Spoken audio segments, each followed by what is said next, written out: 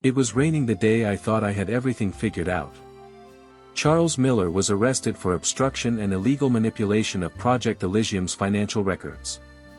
Sophia Lancaster had lawyered up, and though there was no solid evidence tying her to the murder, her reputation was in ashes. Still, something didn't sit right with me. If Miller had motive and means, and Sophia had betrayal in her heart, why did the crime scene feel off? Like it was meant to point in too many directions at once. Like someone was trying to bury the truth in noise. That night, I returned to the Lancaster estate one last time. Alone. Just to walk the place. Feel it. I retraced the steps, the blood-slick carpet, the open window that led to the garden, the gun wiped almost clean, almost. The devil is in the details, and I'd missed something. That's when I saw it. Buried behind the thick curtain was a small indentation in the floor. Not just a scuff from a shoe. It was a boot mark. Police issue. Same make and model as mine. Goosebumps raised across my arms. I crouched closer. There, in the fibers of the rug, was a speck of dark blue thread, almost invisible. Standard stitching color for the Metropolitan Police outer jackets. And suddenly, I remembered something. That night, when I arrived at the mansion, there was one officer already there.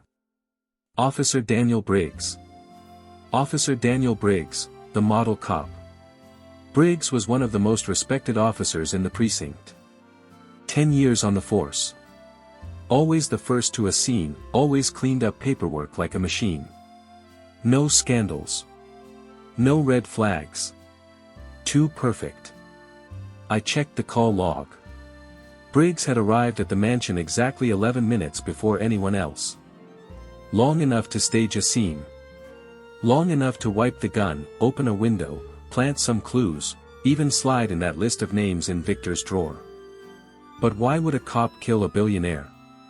I started digging into Briggs' files, not the public ones. The quiet ones. Internal affairs. Misconduct. Off-the-record complaints.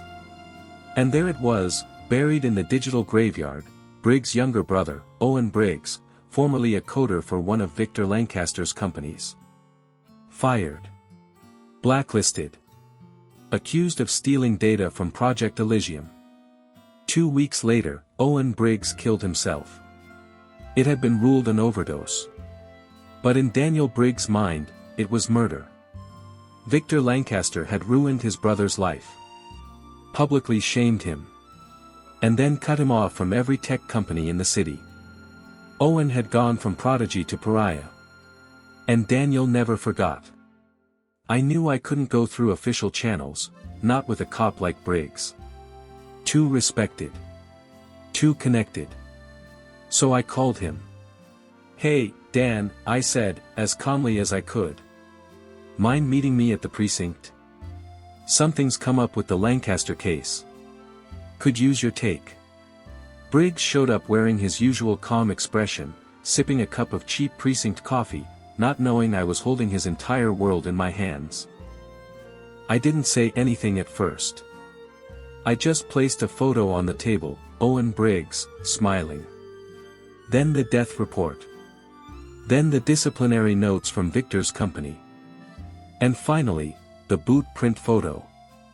Briggs stared at it all, his smile slowly fading. "I know it was you," I said quietly. He didn't deny it. He just looked at me with tired eyes. "Do you believe in justice, Sam?"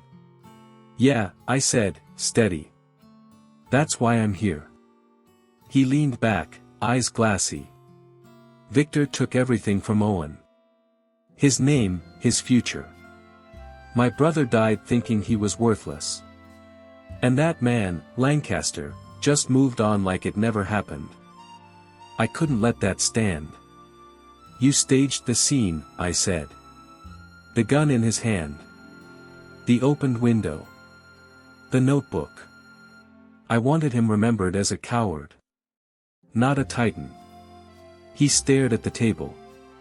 I wanted his empire to crumble from inside. Let them all tear each other apart.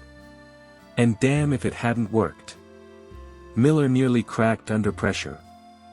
Sophia was ruined.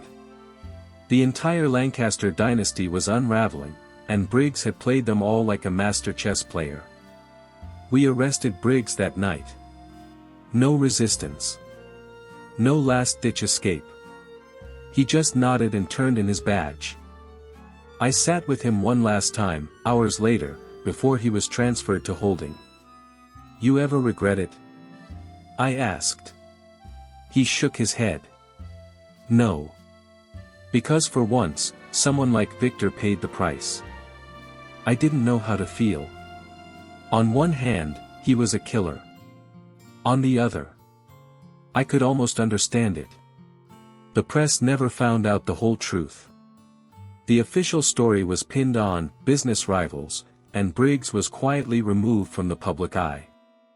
No trial. No news articles. But I know the truth. I carry it with me every time I lace up my boots. The truth is, justice isn't always black and white. Sometimes it's a deep blue, with a badge on its chest and vengeance in its heart. The stranger never came back. Not once. Not even after everything. But sometimes, when I pass by the Lancaster estate, empty now, decaying, I swear I feel something watching me. A presence. A whisper in the rain. And it says, "You solved it, Sam." But solving isn't the same as saving. And I know, deep down, he's right.